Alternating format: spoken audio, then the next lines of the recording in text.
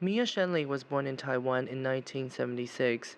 She was adopted by her mother, Patricia, when she was an infant and was raised in Central California. Well, I think that people are definitely very curious. People would ask about my last name, which is Shanley, and it's Irish. People would ask where that came from.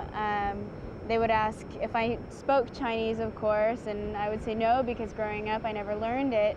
I learned English and Spanish. But no, I think that people have a real genuine curiosity, and that's fine. I like that. I would say that my self-confidence, self-concept is pretty good. I don't think that I've ever felt uncomfortable about being Asian. I remember when I was really little, sometimes I would play with my eyes to see what they would look like if I pushed them together, what I would look like if I was Caucasian. There were times when I would look at my girlfriends and I'd think, oh, their blonde hair is so pretty. I wonder what it would be like to have golden blonde hair and that kind of thing. But I mean, of course, now that I'm an adult, I don't think about those things. I'm very comfortable with who I am and what I look like. But I think as a little girl, probably growing up, when you're surrounded by blonde girls and things like that, you think. I think that's a normal reaction, though, because some of the girls wish they looked like Mia with her long dark hair and her pretty face. So I think that's in the teenager world, that's a normal thing to go through.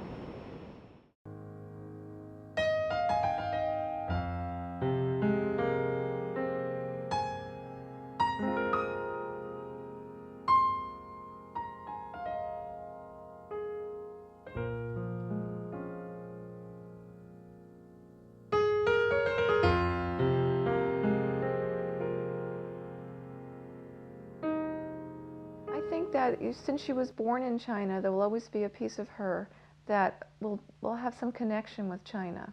And I think since she did leave some biological, I would call it family, but some ties there, that there will always be this connection with China.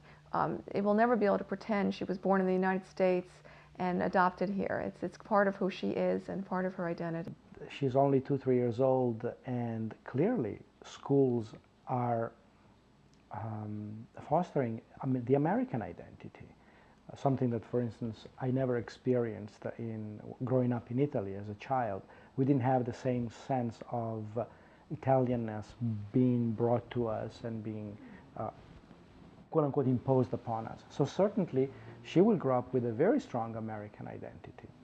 Children are individuals, so that they'll be developing an identity based on their individual personalities, what their interests and what their loves are.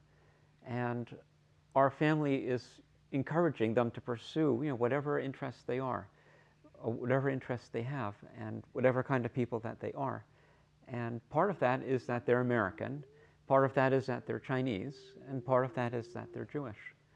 So a blend of all three will surface up, and the strength of any part of the blend is really will be an individual matter for them to figure out for themselves. You always encouraged me to have Chinese boyfriends. Not all the time. No. Not all the time. But she always had Caucasian boyfriends. So I would say, why not? As far as internal identity, how she will construct the various components and how they will merge into one solid block, it's impossible to tell. I have absolutely no idea. We all know that. I think we have to make her feel good about herself and positive. And I know we were watching the Olympics last week, and that she liked the skaters and everything. And I said, "Oh, there's Michelle Kwong. She's Chinese and she's American like you," and she felt really good about that. And she, I think.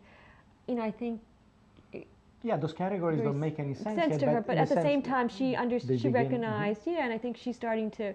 To relate to that. Yeah, to relate in some ways. Yeah, I see myself more as American than Chinese.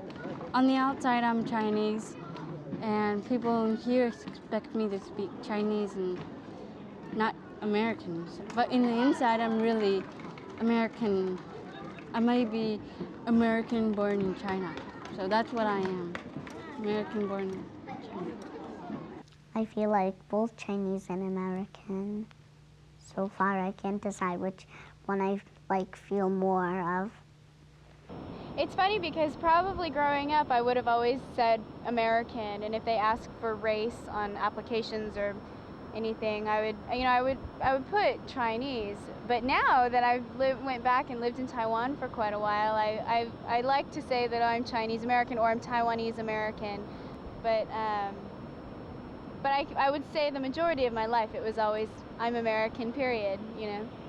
I feel they really need to know their own identity, where they are from, and who they are. They are American children, but they are not American children like any other American children. So they have to know, you know, they are on another part they are Chinese. Originally they are from China, and the China.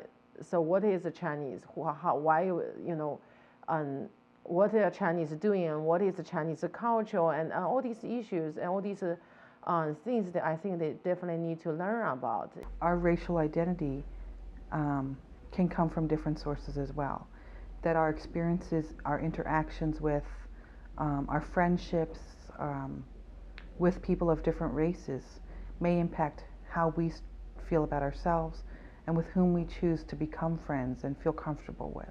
People are hoping for a formula. If they do X, Y, and Z, then they will have a child who is very well adjusted and very happy and very aware and comfortable with their race and cultural background and everything else. Well, unfortunately, X, Y, and Z are not going to be the same for everybody. One thing that a lot of psychologists have emphasized in terms of adoption is encouraging attachment and encouraging a bonding with the adoptive parents, and that seems to be extremely important.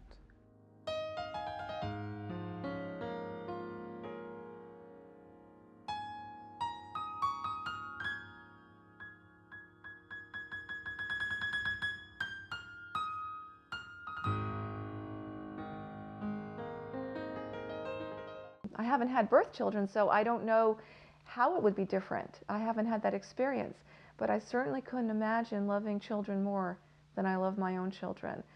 I just can't imagine there'd be any greater quality or element to it, because these children are the greatest loves I could ever imagine.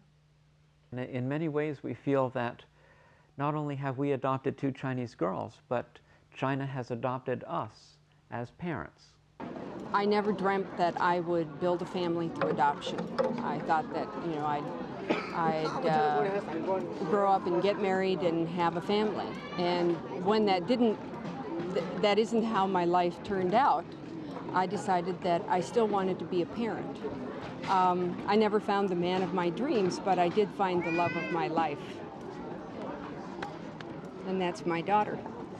And I'm your husband. No, you're not. I know, I'm just joking.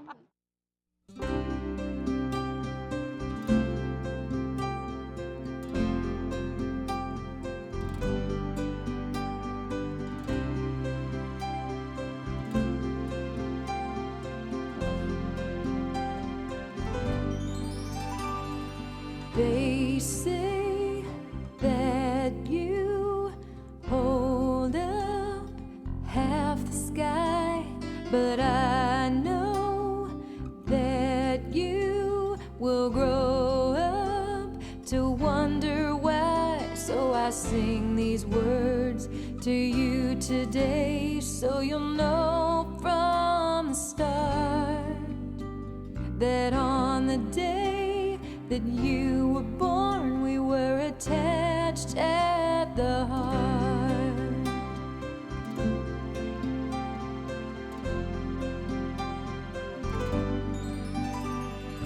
Every night by candlelight, I said a prayer to God above to guide our way until the day I brought you home to feel my love. And I hear there's a red, invisible thread linking people worlds apart. If that's so, then I know that we're attached at the heart. Deep inside, I know that it pained her to let you go. In 100,000 years, I couldn't thank her enough, but I hope she knows that you found a home.